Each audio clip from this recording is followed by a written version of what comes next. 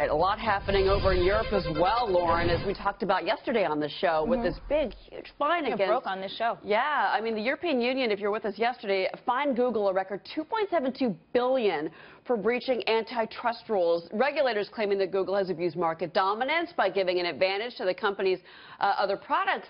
Let's bring in former prosecutor and criminal defense attorney David Bruno, because, David, you know, Lou and I were covering this yesterday. Yeah. I mean, it just seems like the EU regulators are going after American companies with these, and now some executives from Apple in particular saying, this is too much. This needs to stop. This is a witch hunt. Yeah, recently Apple, Facebook, and now Google, $2.7 billion. You know, and one of the points I'd like to point out is that the Federal Trade Commission recently investigated similar practices of Google, and in 2013 came out and said there were no unfair practices. You know, so this is inconsistent with our own commission's investigation several years ago.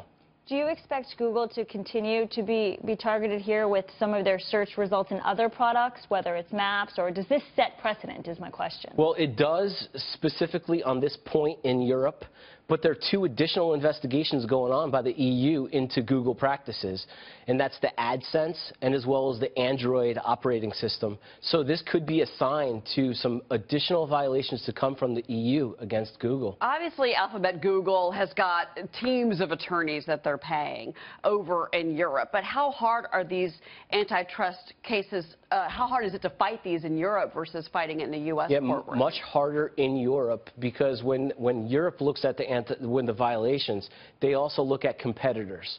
In the U.S., it's just the public, it's just the consumers, but here there's an additional layer. So that's why we could see these inconsistencies, but certainly I expect an appeal. They should appeal. They have a right to appeal, and I expect that shortly. That was my question. Now, this took 7 years to bring down this fine, this $2.7 billion fine. So you do expect Google to appeal, and do you expect them to change their business practices going forward as they were told to do? Well, they have to appeal, I would think. And if they don't appeal, then they have to pay, and they have to correct within 90 days. Right. That's part of the order. So, yes, I do expect them to bring it up. Will they lose business as a result? Will they lose market share?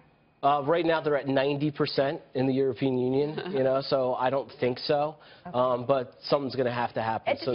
It's funny, though. I can't help but think, though, that there's this anti-American sentiment that is happening with regulators. Well, they're so far behind in the tech industry. There's nothing to compete, you know. So from their perspective, U.S. is coming in and really taking over their tech business.